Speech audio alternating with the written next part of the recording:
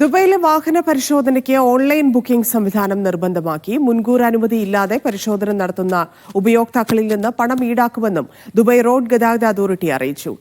ഹത്തയിലെ തസ്ജീൽ സെന്ററിൽ ഇതിന് ഇളവുണ്ടാകും. ജൂൺ 2 മുതലാണ് പരിശോധനാ കേന്ദ്രങ്ങളിലെ നിർബന്ധിത ഓൺലൈൻ ബുക്കിംഗ് പ്രാബല്യത്തിലാകുന്നത്.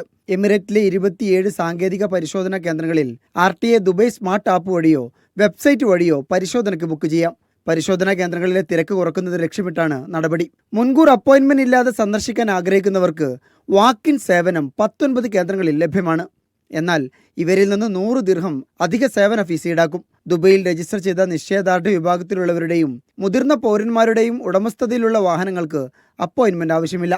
കഴിഞ്ഞ വർഷം ഒക്ടോബറിൽ കിസൈസിലെയും അൽബർഷയിലെയും തസ്ജീൽ കേന്ദ്രങ്ങളിൽ ഓൺലൈൻ ബുക്കിംഗ് സംവിധാനം ആരംഭിച്ചിരുന്നു.